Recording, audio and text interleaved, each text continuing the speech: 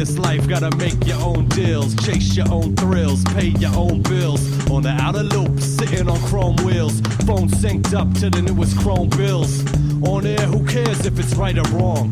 I just care which guests they invited on. Without a minute to stall, and there was liquor involved with some hype songs. And the night is young. Right on cue, the talking begins, and we check out what Steve Bills got on the blends. A bit grimy, a backdrop from the late 80s to the mid 90s, till it finally takes us to a rhythm that works. And K Chrome spits a verse that he didn't rehearse. Both flex skills, proving it's all in. So gather round for the newest installment, Chrome Bills. Episode number.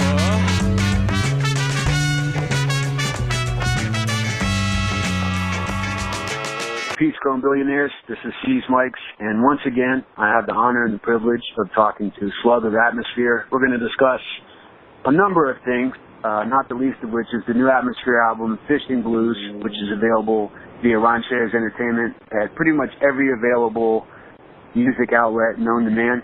Slug, how you doing today?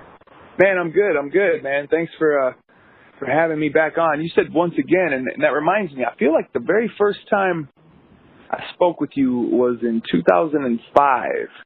And I don't mean the first time I spoke with you, but I mean the first time I spoke with you for your show. Would that make sense? No. The Chrome Bills podcast is, so you and I crossed paths in like the late 90s, early 2000s. In New York. Actually, the first time I met you, it's funny because the first conversation I actually had, I was the opening act when you played at the University of Maryland. You were with Eyedea and Ability. That's what it was. Not New York. University of Maryland, and I'm trying to think, was Immortal Tech there as well? No, it was actually just, I think Edon also played, but you guys had literally just driven down from the, what's the college billboard? The CMU? Man, whatever it was in New York. So wait, you're saying Beyond was there too? No, you remember Edon? Guy from he's from Maryland. Edon. Yeah. Oh, you know who else was at that show? There was another. Man, Jay Moore from Seattle had a group. Yes. And they played too, and they were called. The minute I get off the phone, it's going to come back to me. Right. No, right. They were called Source of Labor. Yes. It's funny you mention that because the guy who put that show together, Mark Matsui, I don't think you'll mind me putting his name out there. He was from Seattle. He was at Maryland for, I think, less than 3 months. And in the time that he was there, he booked you guys, which is awesome for me because I'd been a fan of Overcast since then. And then that show was actually the first time that I crossed paths with you, with Eyedea, with Abilities. I'd known Edon for a while, but that memory always just stuck out in my mind for a number of reasons, including how gracious you were to all of the people. And now that I'm remembering it correctly, you guys had literally just driven down from CMJ, the big college music thing up in New York. And That's right. I remember talking to the guy who had driven you down, and he was telling me how just sort of everybody was just tugging at your coat strings, and you just never lost patience, and you gave everybody a little bit of time. And that was probably about 15 years ago, and that memory's always stuck out to me. That's it's crazy that I even can remember something from 15 years ago, considering. But I do remember that show. I met you. That was the first time I met Egon. I also met Artemis. Yes. Yep. He was there that night, and and that was also the first time that I'd met Jay Moore. But I feel like there was somebody else. But it's crazy because that was probably 2000 or 1999, 99 or 2000, and it was it's interesting to see how different it was, like meeting artists and networking back then than it is now. Especially because I still get to work with a lot of young artists, a lot of upstarts, and I still cross paths with people. But to watch the type of networking they do now compared to what we were doing back then, we were super primitive about this. You know what I'm saying? It was kind of like, I guess technology was as well, so everybody wasn't so, connected with the computers in their pockets and whatnot. But it's just interesting because it was like, well, I met Egon there, and it wasn't until Scribble later that we even crossed paths again. Whereas nowadays, when these kids meet each other, it's like they're bumping into each other on such a regular basis. It's like the network is very, very tight and very full and supple, like a boob. And it's a boobie network. Whereas back then, the network was like really loose, and we were all just kind of figuring out how to do it. You know what I mean? It's like I guess everybody was kind of writing the blueprint for what is here today, you know? Well, it's interesting you make that point, and just to satiate the screams from my co-host Steve and Chuck, the first time you appeared on Chrome Bills was episode 61, and that episode, like all episodes of Chrome Bills, is available on iTunes and SoundCloud. You make a really interesting reference to figuring out the different dynamics and the different time periods of networking. So I'd always enjoyed what you guys did with the When Life Gives You Lemons promo items, you guys at the grocery store. I really got a kick out of what you guys are doing now with the fishing blues stuff, particularly the series of videos with Sway, where you came out and did some fishing with you and Ant. Are these decisions that you make personally and then run by rhymesayers? You sit down with rhymesayers? Is it collaborative? You and Ant? How do those decisions come about? You know, often the artists, you know, most of the ideas are artist-based. They come from the artist.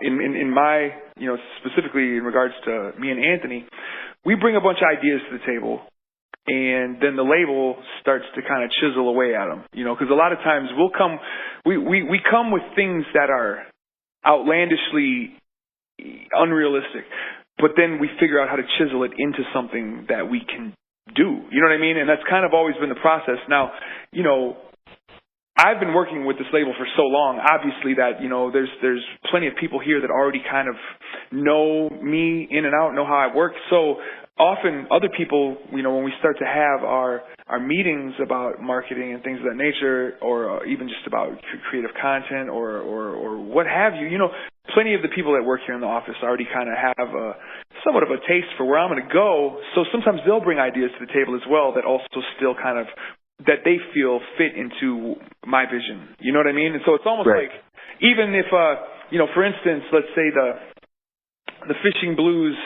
series that we were doing with Sway was an idea that I had. However, I had a different version of it, and it was different, and it was kind of ridiculous. It didn't make any sense. But I was like, here's an idea. How do we take this idea? And somebody else was like, well, I'd been talking to Sway when he was here for Soundset about fishing. So it just happens that, hey, well, let's call Sway and see if he'd be down to do this, go fishing with us, but interview us at the same time. You know what I'm saying? And so it's like the idea is born in different places sometimes, and they come together to form as a actual action. You know what I mean? And I think it's very similar to how, I guess, a lot of, you know, groupthink works nowadays. You know what I'm saying? It's like you come to the table with something that you know it's not necessarily possible or even a smart thing to do, but you go, hey, there's something about this that's interesting to me. What can we take from here? What is the best parts of this, and what can we use to apply? You know, and so, you know, as long as I have some sort of vision for what I want the approach to look like or smell like or taste like, then it's usually pretty easy for me to sit down with these guys and start coming up with things. Now, that doesn't mean they always work. You know, for instance, I think there was one record we did therapy sessions and filmed them and created these little vignettes of me and Anthony and Nate and Eric, who were in the band at the time, sitting and doing family therapy with a therapist, and I loved it. But I don't know that the audience cared much about it. You know what I'm saying? Like, so. You know, it's funny, and I don't mean to cut you off, but this is one point I wanted to make in terms of in the dynamic of not just you and Ant, but you and then Eric and Nate when they were working with you, if I got those names correctly. If not, I apologize. But your ability to work with people as a whole, and I think it sort of relates back to what we were talking to earlier about the networking. You've always been very good at that. And one of the things that stood out to me during the family therapy session videos, which are awesome, and it was for Blood Makes the Blade Holy, the EP, if I remember correctly. It was for the family signed record, but yeah, same era. Okay. Somebody said, I think it was Ant, and he was like, you know, Sean's very good at getting his way and making you think that his way is your way. You know, he was like, he's not, manipulative about it, and there's nothing nefarious about it, but he's very good at doing that. That's pretty great that you remember that. Well, it's those kind of things that I think, it's funny, like, I'll go back and listen to sort of like the mid-90s stuff when, like, on the Cypress Hill cover, you didn't see anybody's face. And it might be, 5 or 6 years until you saw a video that, like, you saw someone's face, and then 10 years until you read an interview where you sort of got insight into what their personality was like. Your promotional items, I think, have always given fans an insight into the relationship between the band members that you might not get, just by listening to the music. Is that intentional? Is that something you guys want to give the fans, or is that just a byproduct of you guys doing the promo items? I think it's just a byproduct of the promo items mixed with even the way we kind of go about all of this, from making records to touring to, dealing with people face to face. Like, there's elements of what we do that have a lot less to do with our musical talents and more to do with just our personalities, that I always felt like I'm not afraid to use that strength as well. You know what I'm saying? Like, I've never really looked at this like, how do I convince people to buy my records? I always looked at this like, how do I convince people to join my cult? Or how do I convince people to back me, to believe in me, not just my rapping? And technically, if you don't like my rapping, fine.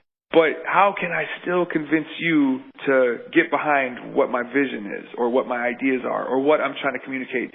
And so, because that's the same way that I play the other side of this that way too, as an advocate for other artists on the label or what have you. There's plenty of artists that I've worked with that I've not necessarily, been like, this is the new Rakim, this is the new Big Daddy Kane, but more so I go, this human being is amazing to me. And so therefore I'm going to get behind this human being and what their vision is, regardless of whether or not I think I'm a doper rapper than them. You know what I'm saying? Like, yeah, totally. I feel like, in a way that's just kind of just an element of who I am.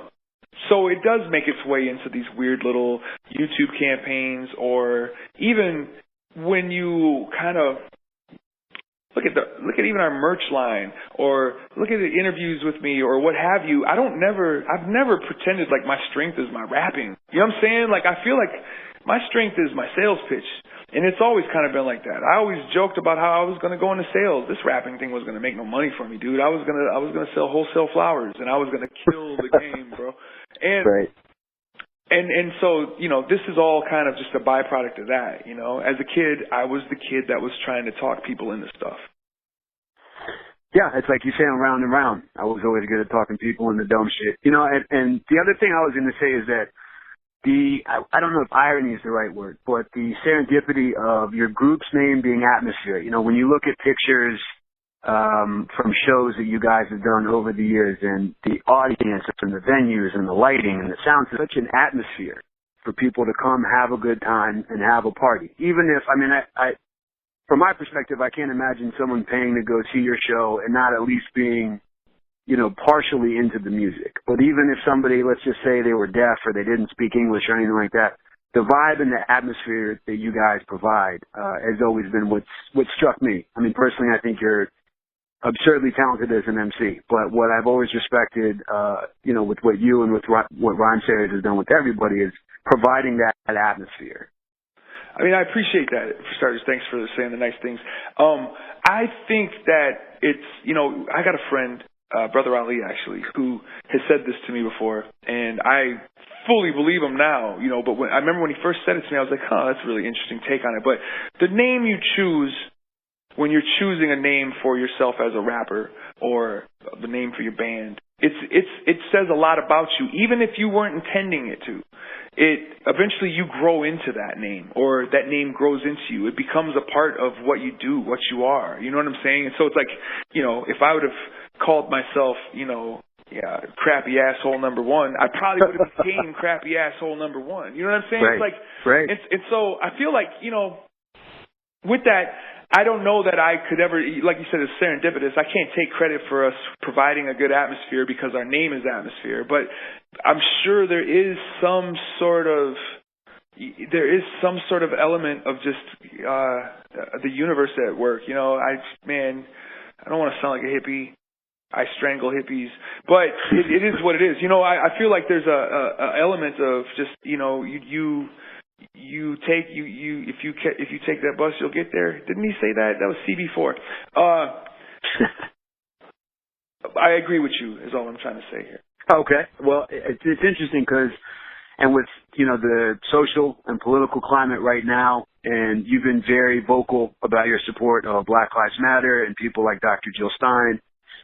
It sort of goes back to the name. The original name of Atmosphere, if I'm correct, was Urban Atmosphere. Yeah. And at some point you guys decided to drop the Urban. What was the reason behind dropping the Urban? And it's funny you mentioned about Brother Ali talking about the initial name. You guys have always, I know your fan base is predominantly white, myself, you know, being from the suburbs and everything like that. What's your take on, I guess, I'm trying to think of the best way to ask this question. When you decided to drop the Urban Atmosphere, has there ever been any thought process, hey, we should put that back or we should rep that a little bit more? Nah, you know, it was never, the reason we dropped the Urban was because the word urban started to become like the new code word.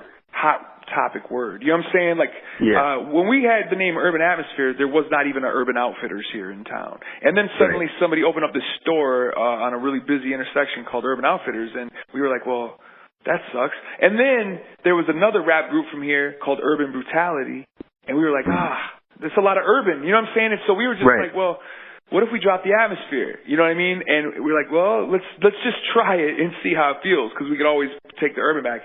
And it felt fine. You know what I'm saying? Like, I missed it because for like at least a year, I was used to having it. But after we dropped it, you know, it only takes you 6 months to get over your ex. You know what I'm saying? And so after 6 months, I was like, all right. That's not a scientific fact, by the way. I was arbitrarily throwing that number out there. So. Yeah, you might have to post a link to the study on Twitter for that one. To tweet me being like, man, I'm still heartbroken. It's been 3 years. But I guess, you know, once we dropped it, it was fine. We just kept it moving. You know, the word atmosphere even today, it's not quite as hard as urban atmosphere, but the word urban is not really that much harder anyway. You know what I'm saying? Especially now, you know, even that word has kind of lost its power. You know, in 1991, it was a great word. You know what I'm saying? But you know, in 1993 it was good, but by 94 and 95 it was okay to just be atmosphere. Well, here's a tangent I wanted to go off on with you. When one of the lyrics that stuck out to me over the first, and I've listened to Fishing Blues several dozen times since I've listened to it. I encourage our listeners who aren't familiar with your music. By the way, my fiance, I put her onto your music, we were driving back last week when the album dropped, and she just looked at me. She's like, "Is this guy single?" I was like, "Oh shit, I got something to worry about." But one. I think she was just asking that because there's a particular song on there that's like so disgusting and creepy that it would probably imply that I likely will never find a partner. Hey, listen, if you're going to masturbate to a sleeping woman, it might as well be your wife. You know what I mean? Yeah. So. But I'm just saying, like, when she said, "Is this guy single?" she was probably just trying to get you to confirm the fact that she probably already assumed, yeah, this guy is probably going to be single forever. Who the hell is going to lock up with this dude? You know what I mean? Right. Yeah, just to calm any kind of concerns. So one of the lyrics that stood out to me was on Seismic Waves. Things ain't been the same since Trayvon shit. Things ain't been the same since Reagan. Wait, ain't a single thing changed from the days when the gods went crazy and broke the languages. Now, we were just discussing the impact of words, how they can become marginalized in one era. Their impact can be a little bit heightened in another era.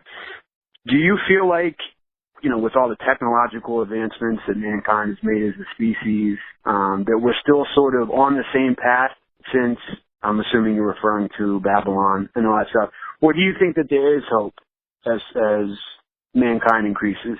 It's a good question, you know, and probably depending on my mood or what day it is, I could probably give a different answer to that question. You know, currently I'm in a great place. I'm having a great day. My kids are healthy. Wife just broke her toe, but Uh-oh. I'm sorry. Should be all right.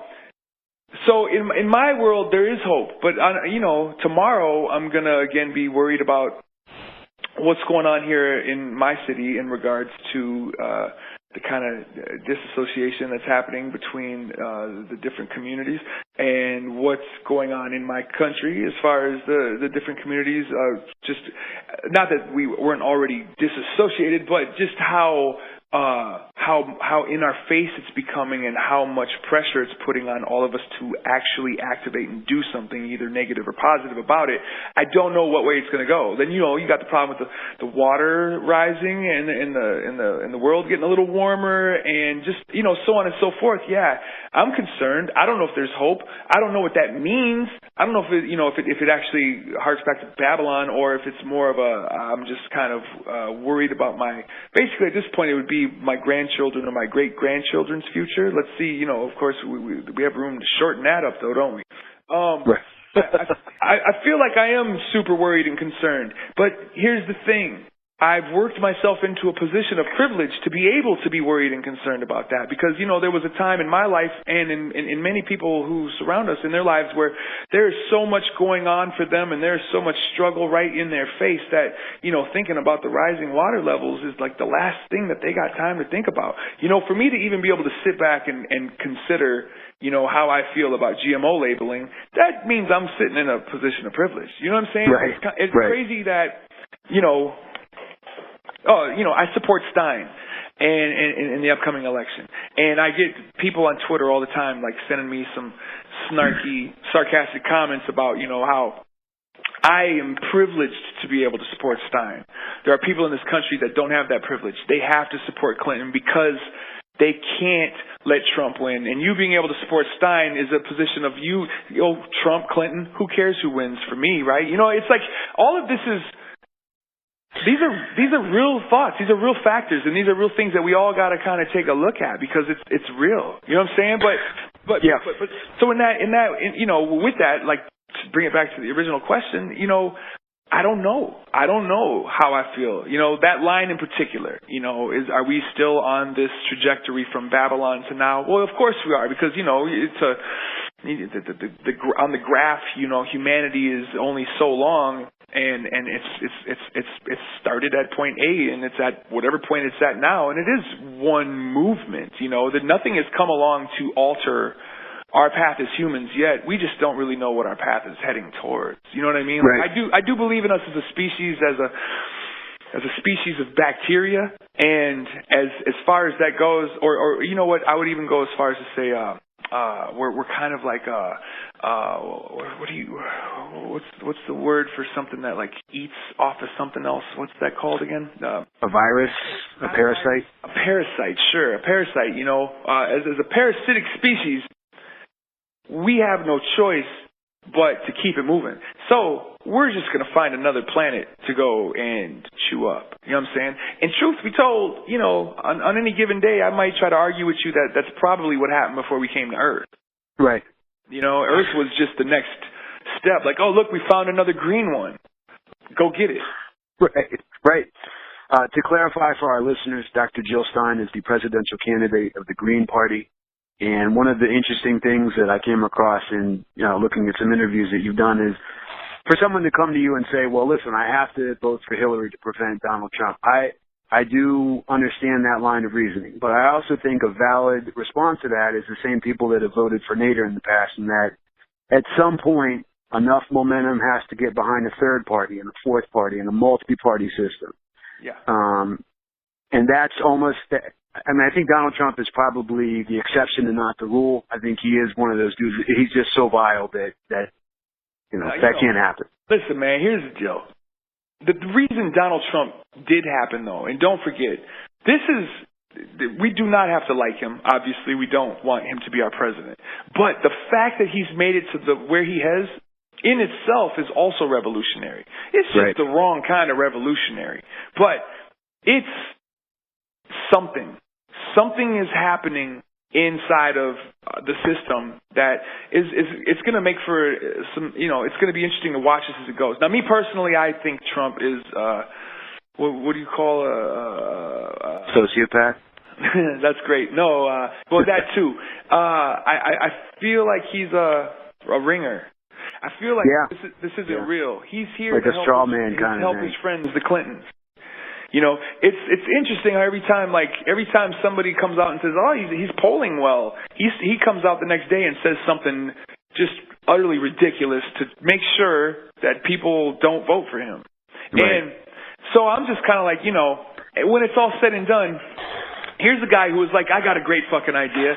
I'm going to run for president in hopes of kind of throwing the GOP into disarray. And best case scenario is that I come out even with a better chance at a reality TV show than going in. And you know, and my friend Hillary is the only person that they decide can defeat, whether it be, you know, because remember at the time there was like 3 of them on the block there, and it wasn't just Trump. Trump managed to knock the 2 out, which I don't think he saw coming by any means. But when it happened, now he's sitting there going, fuck, worst case scenario is I actually get elected. In which case, I do believe that the GOP is ready with a contingency plan to eject and impeach. There's no way that this guy, it'd be like me getting the presidency. There's no way you're not going to find a good reason to kick me the fuck out. You know what I'm saying? It's like, yeah, well, it's the parallel, and I hope nobody takes this out of context, but the parallel between Slug and Donald Trump is this. And the way you said, you know, you never felt that your rap itself was the strongest aspect of your hustle, was your ability to sell yourself. Yeah. You know, the way he's able to mobilize himself, all he is a personality. I mean, you could make the argument that business-wise, he's not a success or a failure. Like a lot of other people in real estate, it really depends on, you know, which 5-year period you're looking at him. Yep. But he's been very good at manipulating social media. The other thing about it to me, and that, you know, and to your point, in that you've always been very good at that, selling yourself. The other thing that's crazy to me is, so when you look at Brixton, Britain's decision to, Brexit. I'm terrible with that kind of stuff. Anyway, when you look at the way that the voting on that broke down, people in urban areas, particularly places that were diverse populaces, they were all for staying in the European Union. Mm-hmm. And it was basically the old white people in the outskirts of Britain that were just like, I'm tired of this shit. I'm tired of being marginalized. I'm tired of seeing people that don't look and act like me, you know, come into this country. And I feel like that's the same kind of mentality in America, that people are you know, they're projecting that on the Trump. Whereas, you know, I think you make an excellent point. I don't think he's really thinking that. I think he's like, I literally have nothing to lose. What's the worst thing that's going to happen? Become more popular, and I don't become president, which I'm not sure I wanted to do in the first place. Truthfully, I think he sees the worst thing that could happen is he actually wins. You know, I think he's ready to be second place so that he can take that and go turn that into a best-selling book, as well as a television show. You know what I'm saying? As well as a movie, as well as, you know, he's just adding to the legacy that he sees, which is his. You know, and the crazy thing is, as somebody who comes from the mind state that I come from, which is, you know, this mind state that was like totally informed by hip hop and the experiences that I've had, I relate to a part of that. You know, I don't think I would ever go and do that. But like you said, you know, his political game is probably his weakest game. He's stronger at so many other things, but it's helping him excel in the political game. Much like I kind of see, like, my rapping is not my biggest strength. I can rap. I know how to rap. You know what I'm saying? Like, I know how to make it happen, but some of my strengths I think are just more based in my I don't know. Here's how I see it. You know, from the outside looking in, you're very good at framing an argument, a situation. I think that you're very good at putting a frame around the situation. And then whatever you decide to paint in there on the canvas, that, you know, in terms of the rap, again, I'm a fan of it, but I could see where you might think. And I think that's the thing that Donald Trump, you know, when you look at his tweets, it's the same cadence, the same, this is ridiculous, exclamation point. You know what I mean? Like, he's very good at framing the scenario to benefit him. And again, I don't think that I realize that the comparison between you two falls short on a lot of different levels. But yeah, I think that's a good insight on your part to realize that there are some similarities. Well, and in the case any listeners are confused about what we're talking about, just remember I'm the one that doesn't have the spray tan. Right. All right, let's get off the political stuff and get into the important stuff. I have some questions from audience members, including one, and he promised me that you would remember this, and I'm hoping that the incident is so specific that you do. It's a guy named Inspector M on Twitter, and he asks, do you always try to buy pregnant women drinks on airplanes? Oh, man, that's great. No. Do you remember that situation at all? I totally remember that situation. Okay. Somebody tweeted me while I was actually on the flight, and it was like, my wife's on that flight. And I tweeted back just to be funny. I was like, oh, do you know what seat she's in? I'll send her a drink. And he was like, she's pregnant. And it was just like, oh, great. Like, how do I respond to that? So then I don't know what I said. Maybe I was like, oh, so should I get her too? That's great. No, and obviously I wouldn't have actually bought her. Right. I would have, I'd smoke some weed with her. Right. All right, another question is from Victoria Gebhardt, also on Twitter. And one of the things I wanted to reference earlier was, I know that you're ahead. I'm ahead. I mean, Sway, his impact on hip hop as a culture is just, it would take much more time than we have here to get into. And for your audience, for our audience, for my audience that's not aware, Sway was a radio personality, still is obviously, but has been involved in some of the most important moments in hip-hop history, including the Hobo Junction and Hieroglyphics battle. I mean, that guy's imprint on hip-hop has just been amazing. And that sort of... Sway is... You could argue Sway's the reason why Eminem found Dre. And vice versa.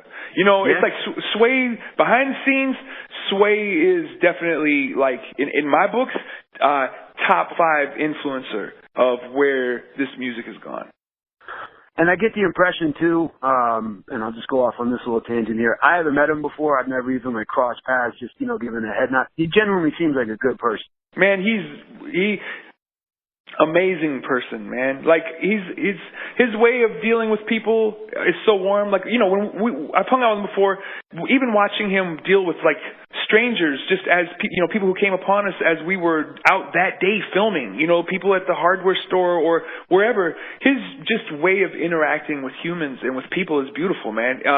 It's like really the only other person I know that I could equate to that is Brother Ali. You know what I mean? It's like, right. And it's crazy too, because I don't know that a lot of people necessarily know that about Ali or about Sway. You know what I'm saying? Because, or when you talk about people who are in the spotlight, you don't really consider what they're probably like out of the spotlight unless you hear a negative story about them. It's just not something that we really consider. It's like, I don't know if I've ever wondered what Usher is like when he's not being Usher. You know what I'm saying? But the minute I hear a story about, him being on the Santa Monica freeway, shooting guns at Chris Brown or something, that's when I'm going to be like, oh, that's what Usher's like, huh? You know what I'm saying? Right. It's like, right. So in that regard, it's like, we don't always get that opportunity to really like think in those terms. And so I can totally commit to vouching for Sway.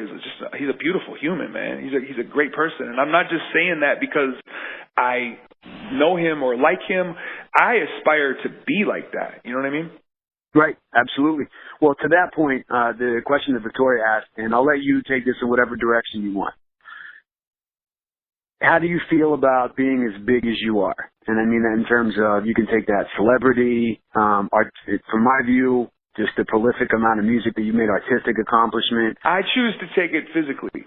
I've gained a lot of weight over the last few years. It started with when my wife got pregnant with Malcolm, which is my second son, her first son. I took a year off from touring.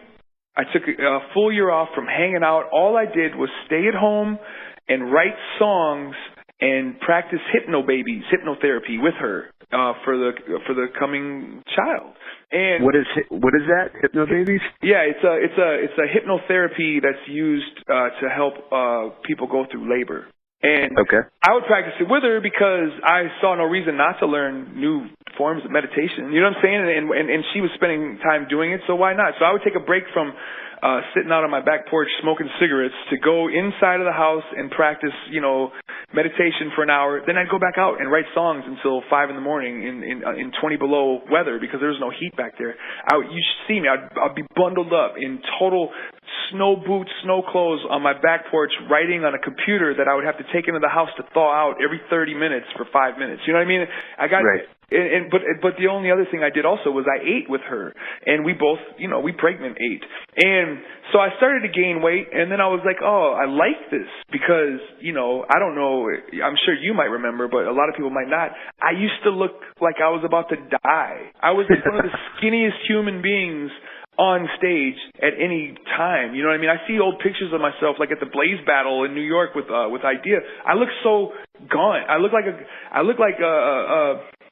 Enrique Iglesias on crack. You know what I'm saying? Like it was just out of control.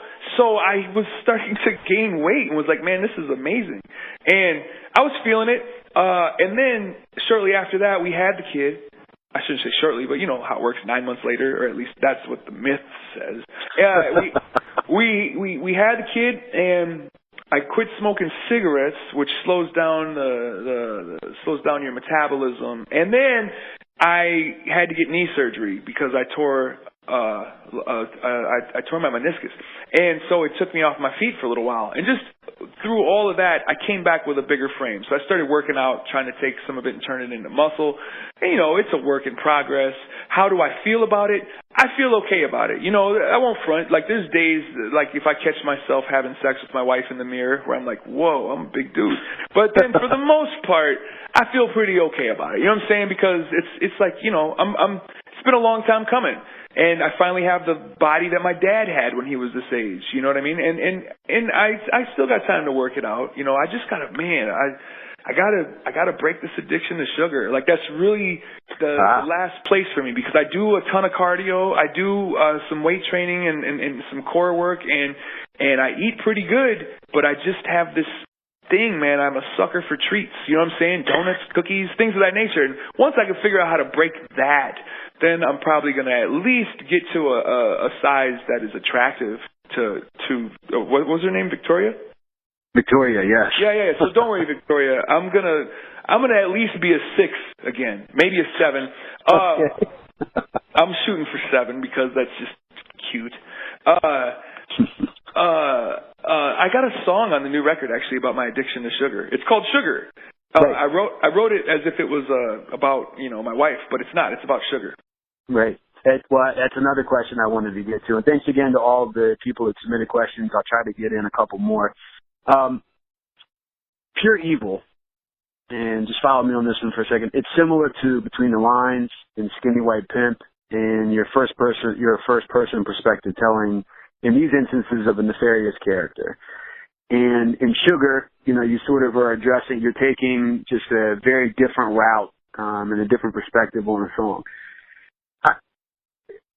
Does your ability to take on the perspective of somebody else or write a song about sugar that, appears to be about one thing but really is about another, is that something that you work consciously on? Does it just sort of come naturally to you? Does Ant foster that in you, either, giving you direction when you guys are working together or something that you hear in the beat? How does that come about?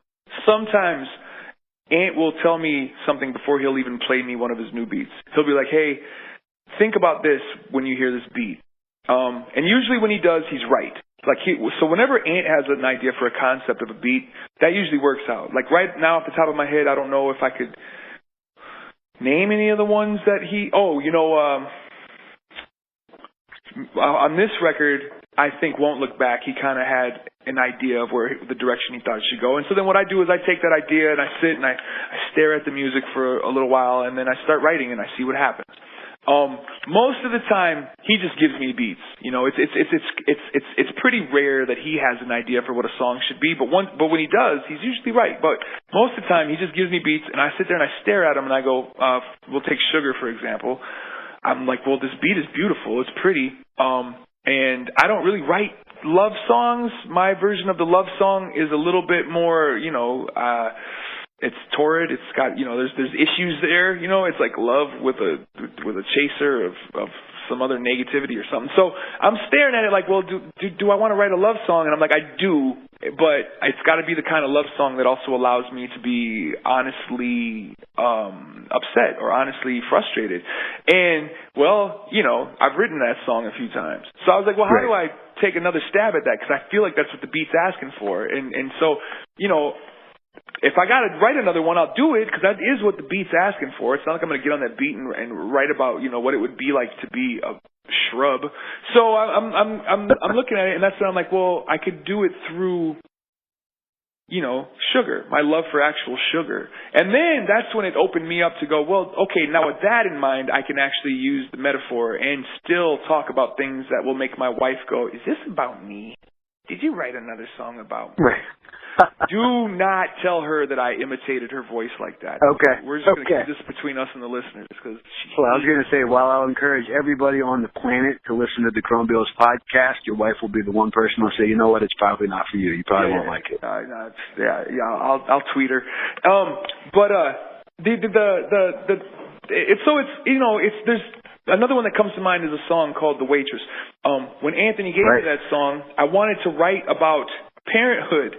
But I was like, well, man, I have a song on here that deals with my parenthood already, which was the song Me, that kind of goes through like how as a child my parents were kind of like this, and now as an adult, as a partner, I'm kind of like this, and as a parent, I'm kind of like. And then I also had the song Yesterday, which dealt with my father passing away, and then I had this other song on there, the Music Box, which was kind of about the father and the girl. And I was like, so do I really write another parenthood song? And I was like, well, I just got to figure out how to write it, and that's why I wrote about the homeless guy, who at the end you don't really know if he's her dad, but it forces him to confront his own shortcomings as a father just in that moment because of her, and maybe that's why he loves her, even if it's not really his daughter, it's just a random waitress, but he still loves her because it reminds him that he has to feel guilty, and he needs that guilt. He can't go get it from his actual daughter, so he's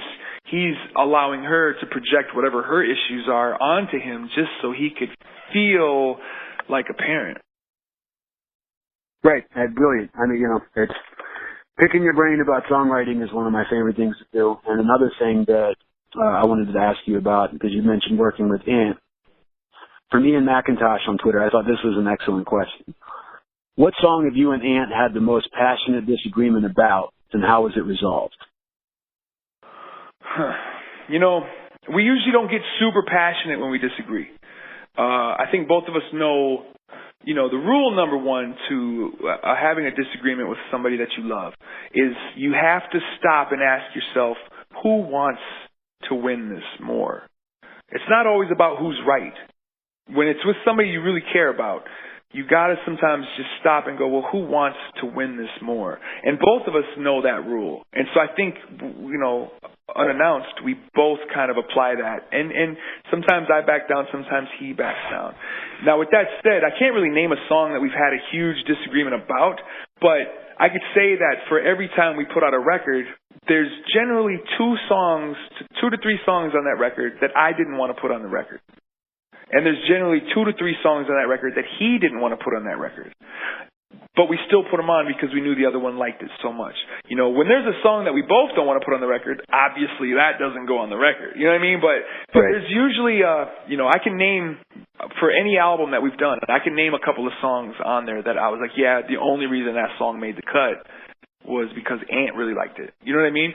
But here's the thing though, I backed that dude so much that I still stand next to those songs. You know what I'm saying? Because I know that just because maybe my taste, didn't care that much for that joint, that doesn't mean that I don't support his taste and that I won't, I'll back that dude to the end. If he loves it, he loves it. You know what I mean? There's never been Go ahead. I was going to say, I have and I think our listeners are going to kick out of this too. I have a great anecdote or story that I remember from seeing you interact with Ant.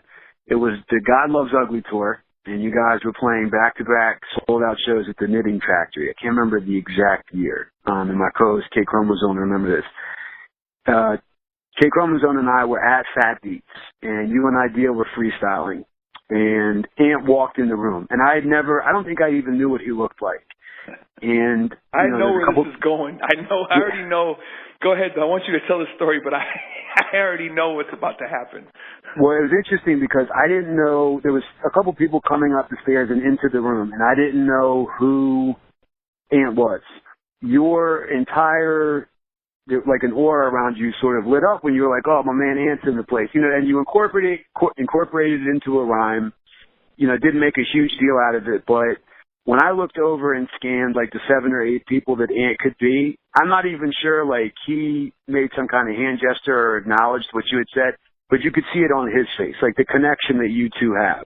Sure. It was very real. You know, it wasn't contrived. It wasn't like two artists that are just sort of sticking together for the money. The friendship, the love between you two guys was very real. It was an awesome thing to see.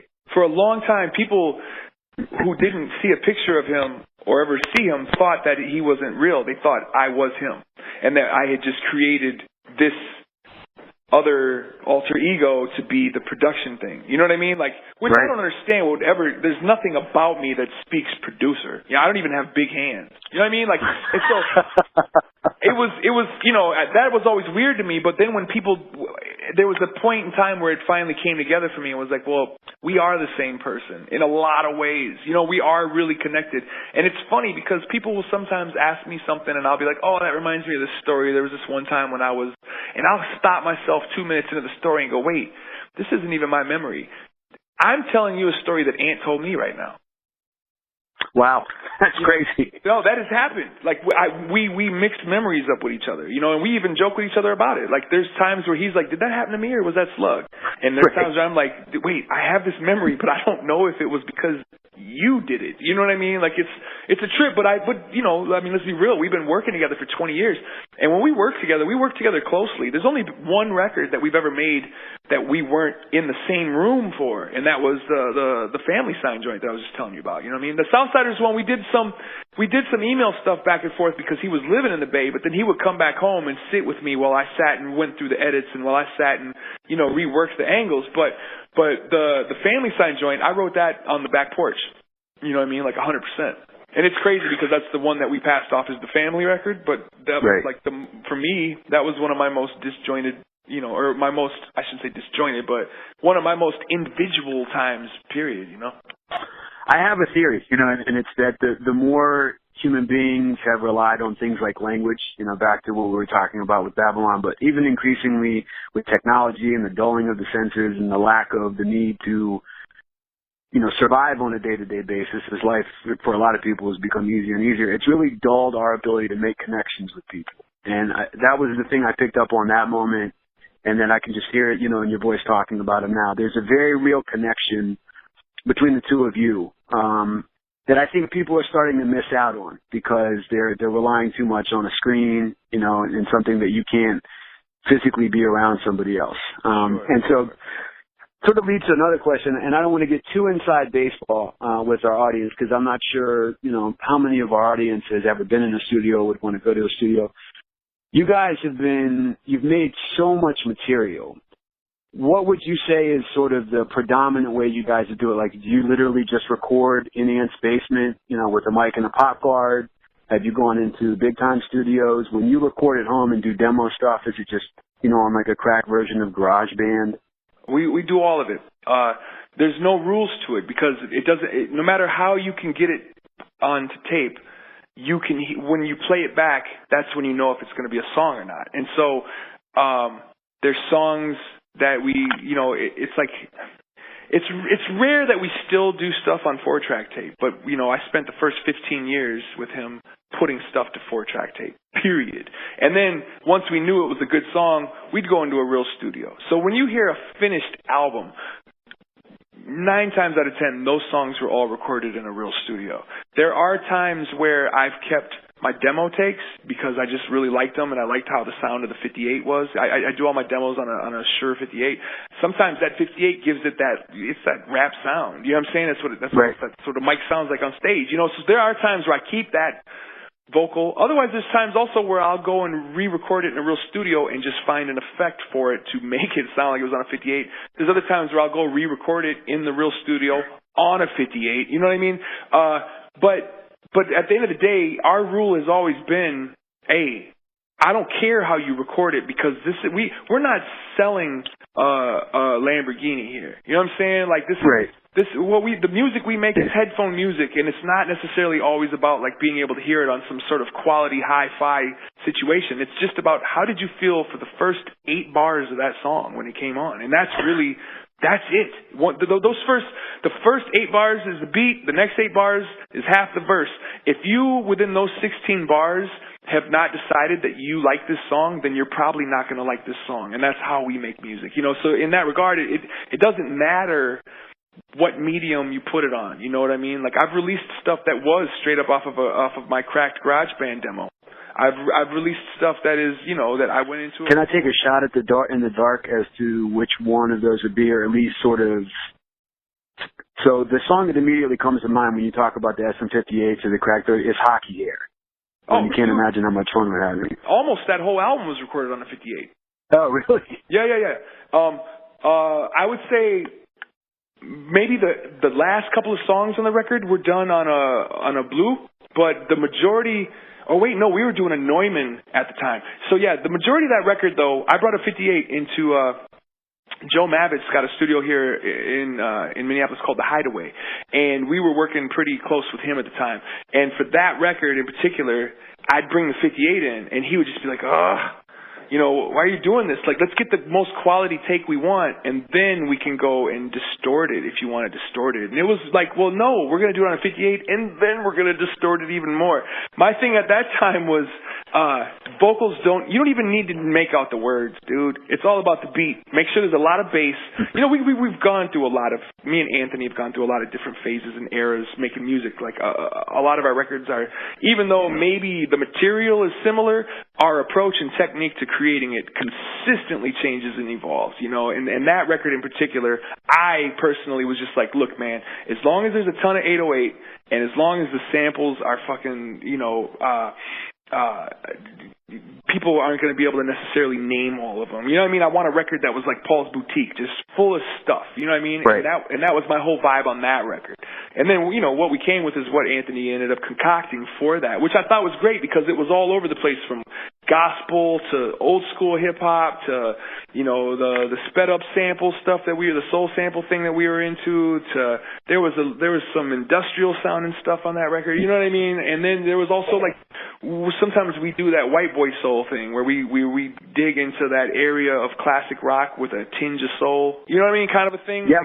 There's songs like that on that, and I thought for 13 songs that was a really good array of different types of sounds, but the things that still tie that record together is the 808 and the distortion on the mic.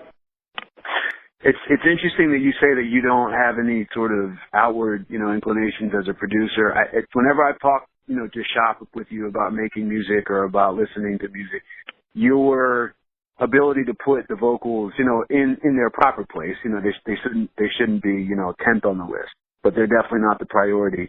It's interesting you say that you don't have any sort of inclinations as a producer, because it really does sound like you do, or at the very least, I'm you understand. I'm more of a Quincy Jones kind of producer. Like I do credit myself as a producer, but I am just not. I just don't have the patience to be that nerd that sits there and struggles with a noise for, you know, 5 days to try to get it right. You know what I mean? Like, to me, I'm the kind of producer you don't want to have on the final touches, because I literally am just going, well, what's the mood? Did we hit the mood? Well, then it's done. I don't care if the strings are buried underneath the bass, because we hit the mood. That's all that's important to me. So I am that kind of producer, you know, but then you need somebody like Ant to go, well, yeah, but just let me clean this up. You know what I'm saying? Because that's, you know, because that's what kind of producer he is. Here's the thing. I'm not a beat maker. You know what I mean? I'm not a beat maker. I'm not the kind of person that looks at the painting and goes, oh, here's what this painting is about, and then gives you this full explanation. I look at a painting and I go, yeah, brown. You know what I mean? Because that's how I see it. That's how I see the music too. I hear a song and I'm like, yeah, purple. You know, right. but that's the kind of producer I am, you know. Whereas Ant, I think he's got that. He has everything that I could ever possibly have as a producer, but he's got way more because he's communicating actual sentences through his music. You know what I'm saying? I'm just kind of like, well, yeah, this one is melancholy. Yeah. You know, right. Whereas he's like, well, no, actually it's melancholy with a twist of lime and there's some plaid. And I'm like, okay, yeah. Right. Yeah. Right. It's interesting because the song that stood out to me the first time I listened all the way through, you know, I'd heard the singles, I'd heard Ringo, I'd heard No Biggie, Besos. That beat, particularly, I've always felt like you guys are very good at picking the right third song for an album. And by third song, I mean like track 3. You know what I mean? Like the best literally. compliment ever. Thank you. Oh, I appreciate that. Absolutely. And, you know, Besos, as soon as the beat came on, I feel like at some point I want to have you and Ant on, but for time's sake, I want to ask about the hook for Besos. Yeah. People. So what's the story behind that hook? I needed to fill that space in. I was sitting on this couch. I had college basketball on the TV in front of me. It was on mute. Sketchy Jeff was sitting on the couch opposing me. I think he was taking a nap. I think he was sleeping at Ant's house for a few months there. And so I'm sitting there, and I got that beat on my laptop.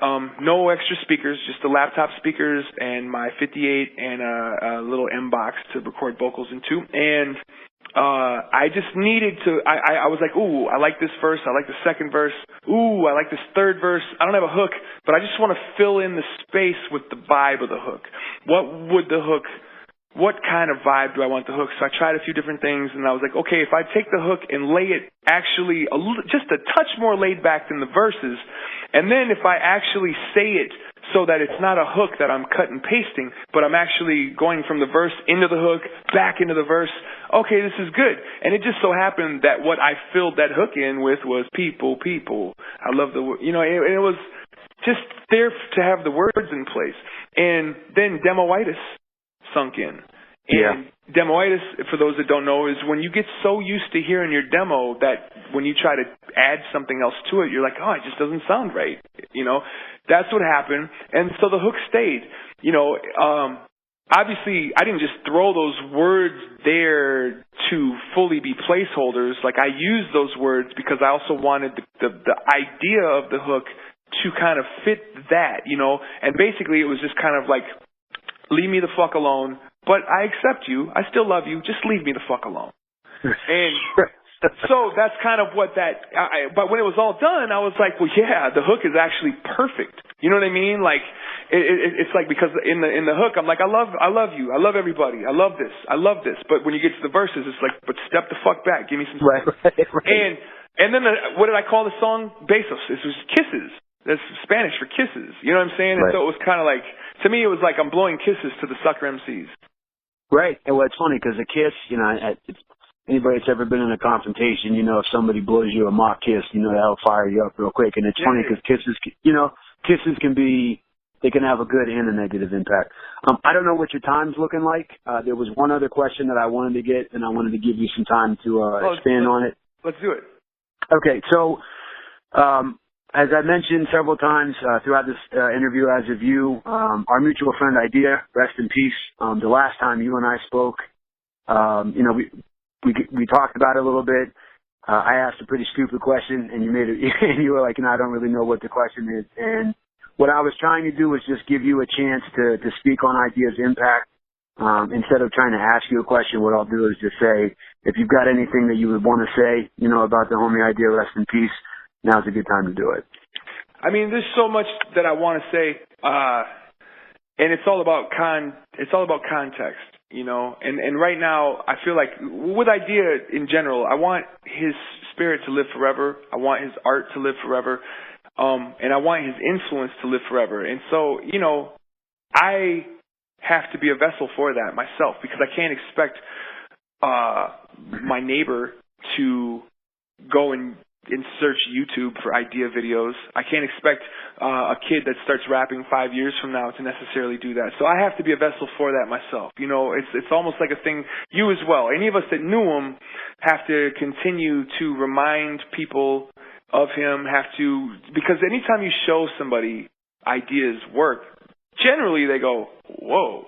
Right. And so I feel like, you know, since he's not here to do that anymore, that's kind of on the rest of us, you know. And it's not even just his work, but there were elements of just even where he got his drive from.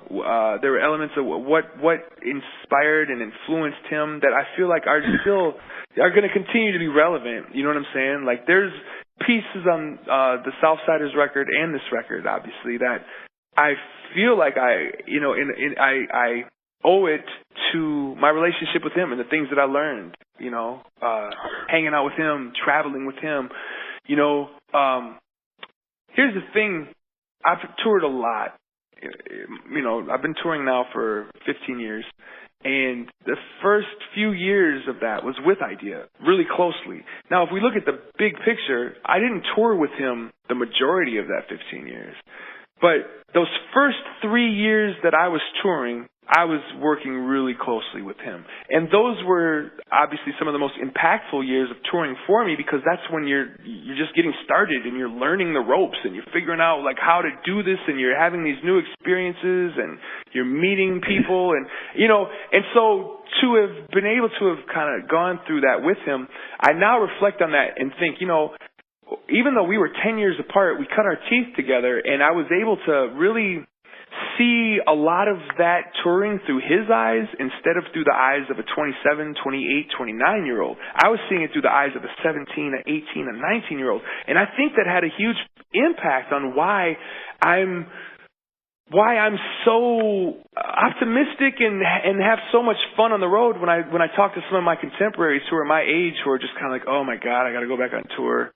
Oh my God, I gotta, you know, and it's like, man, I don't have that. I'm still like excited to go take pictures of trees and shit. You know what I'm saying? And I know right. that a lot of that kind of comes from, you know, my initial walkthrough was with somebody who had the energy of a child.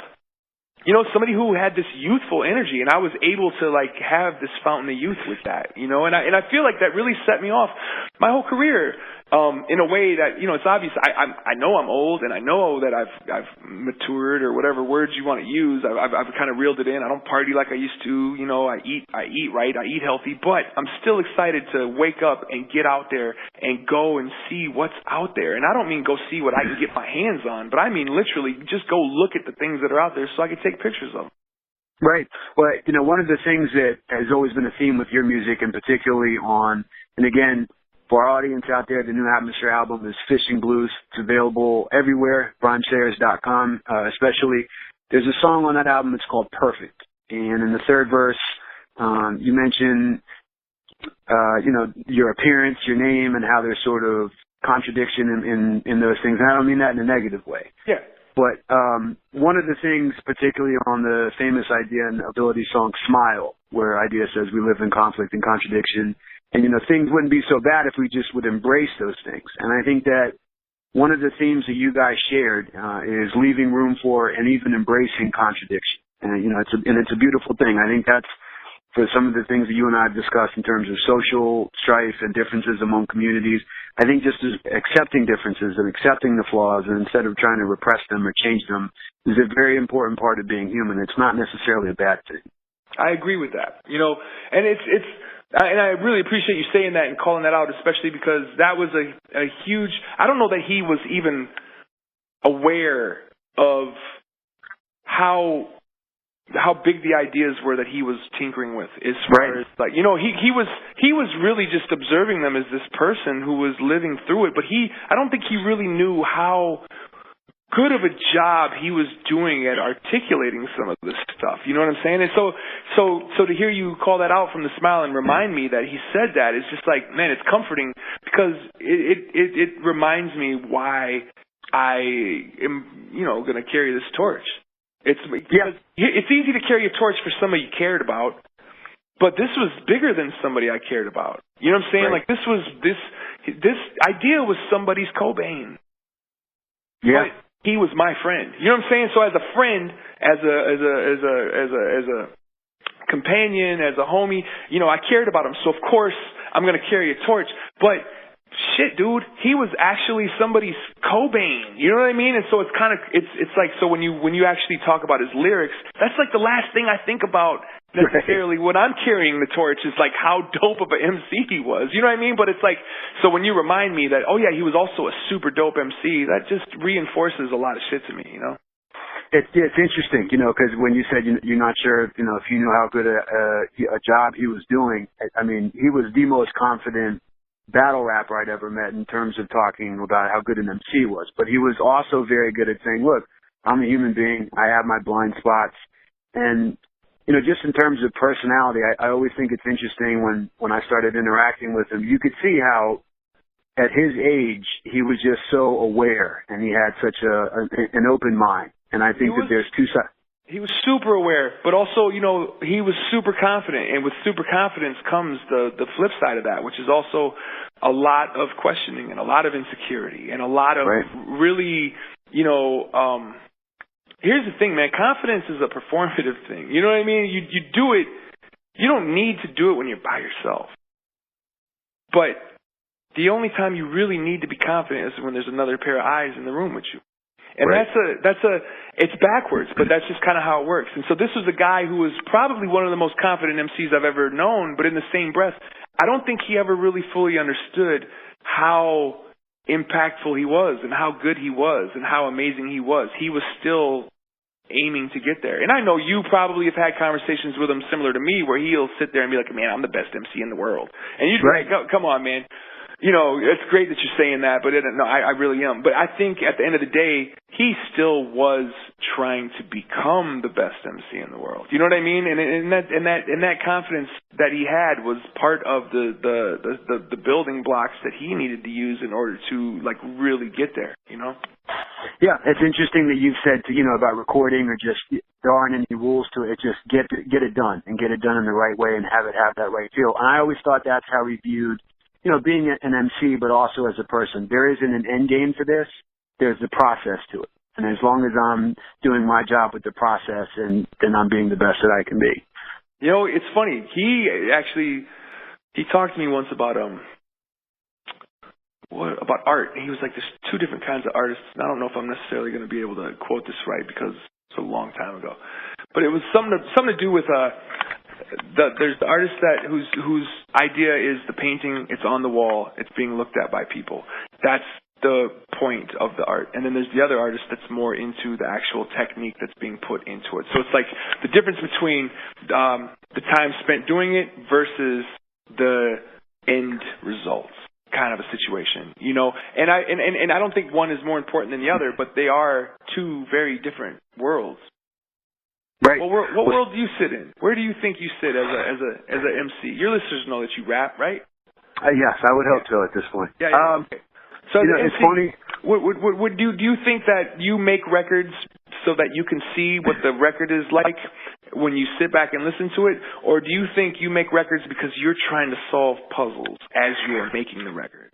As I would imagine you would say the same, it depends on I'm 37 now, and it depends on what stage, you're in. When I first started, I was 18, and I was just doing my best impression of what I thought a dope MC was. And then I started working with a guy, Jason, who made the beats for a group called Educated Consumers.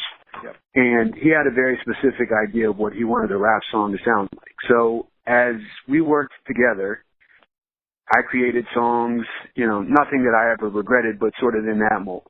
And then when Educated Consumers was over, the next record I made is called Cruel Fuel. And all of the beats on that album are beatboxed by a childhood friend of mine named Max Bent. And half of the stuff doesn't rhyme. There's always a cadence to it. There's always sort of a 4/4 approach to it, but that's the album artistically where I didn't think much about, it didn't take long to make. And when I look back at the process, the end product, I don't think I'll ever do anything better artistically than that. Yeah. Now, what I'm doing, I have a EP called With. Each song is me with two other MCs. I just write a 16-bar verse, a hook, send a demo to people that I think would sound good on it. Next LP that I have, it's sort of formulaic along those lines. What I would prefer to do every time would be Cruel Fuel. Just, I begged Max. I was like, dude, I'll give you $2,500, to just give me 12 beats. He doesn't want to do any, what I mean? I was like, he doesn't want to do anything as dark as Cruel Fuel. But for whatever reason, and I imagine it's the same kind of energy vibe that you have with Ant, when I get stuff from Max or a buddy of mine named Cubby Bear, it doesn't take me a week to get the first 2 lines. They come within 30 seconds, and I'm done with the verse in maybe 60 minutes.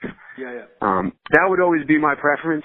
I've worked out some stuff with Sage. I'd imagine, he might have some input, and I would be open to it. If left to my own devices, I would make 10 more cool fuels. But I've also done it in other ways, where I've been a little bit more methodical or formulaic with the approach. As long as it gets done, I guess, to answer your question. Speaking of Sage, another battler, he battled his way up the ladder as well. Right. We mentioned earlier about blowing a kiss to a rapper to piss him off.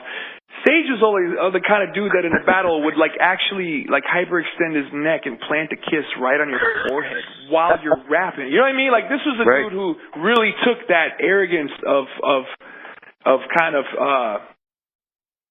the way he dealt with the sucker MC was that. It was that kind of thing. And I've always kind of he's another one that I would say even like Eyedea, where it's his trajectory is I don't know if he knows necessarily. I mean, I'm sure, to some extent all of us artists know that we're enjoying ourselves. We like doing this. There's reasons we do it. There's different validations we get. But I don't know if Sage is fully aware of the type of impact that he makes on people, because the people that love his stuff love his stuff. You're not iffy about a Sage Francis. You're not iffy about an Eyedea.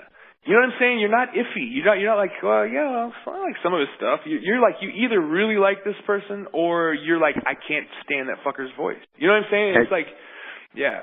Anyway. Well, that's another interesting thing. We were talking about Trump and all that. Being polarizing now is to your advantage. And I guess it always has been to a certain degree. But when you're selling your personality, you don't want to be down the middle of the road. You want to be polarizing. And that's something I got to give you credit for. I would tell you if it was different. I've never met an artist who was like, fuck that dude. I actually just was having this conversation with Ant yesterday because some of the record reviews have been showing up for the Fishing Blues album. And there was Spin Magazine gave it a really bad review. In fact, they called it the worst Atmosphere album ever. And it was good. I would rather you say this is the worst Atmosphere album ever than say, it's, middle of the road.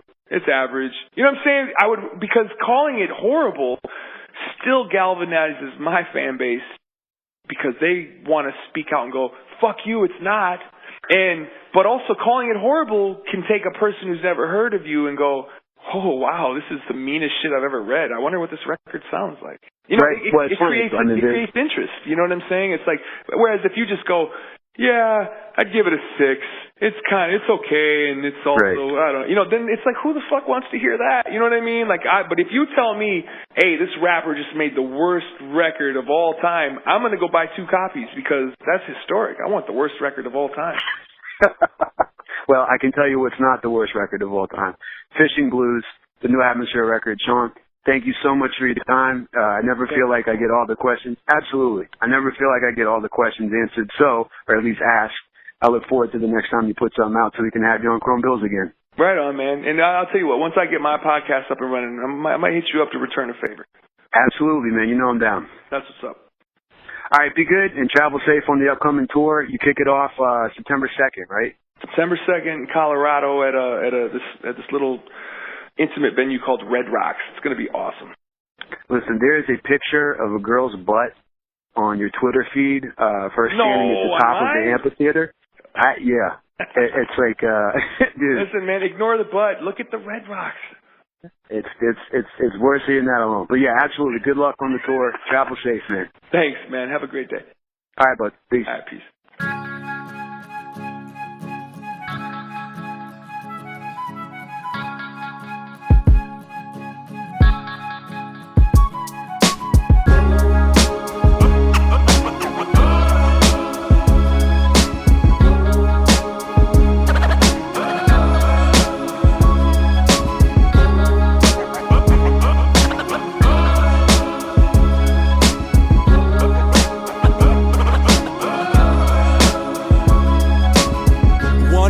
Never still if the sun up.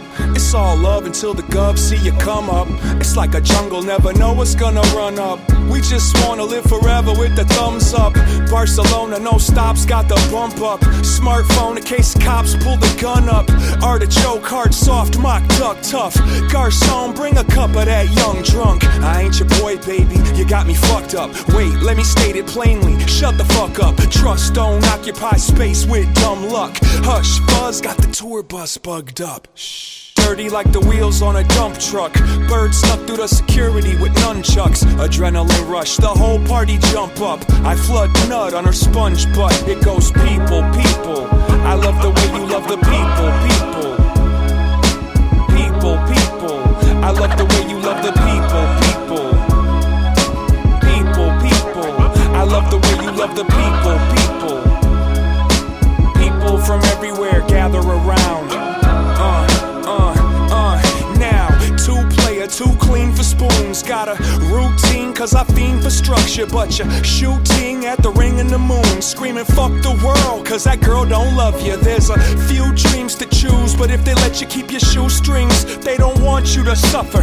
And if you're blessed, you can haunt each other in a city of ghosts where the vultures flutter. Now, mood swings, a convenient excuse. Seems that there's gotta be something in the butter. Smother the fire before it gets discovered. One foot in the grave, the other foot in the gutter.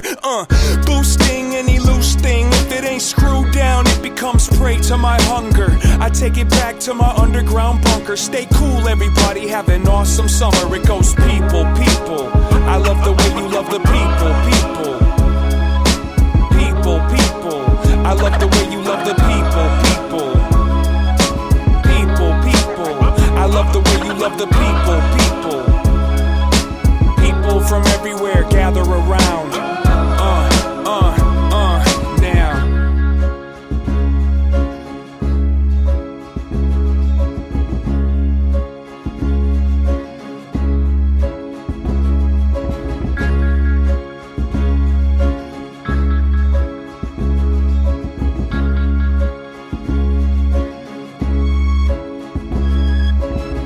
Bonus, me and my cojones.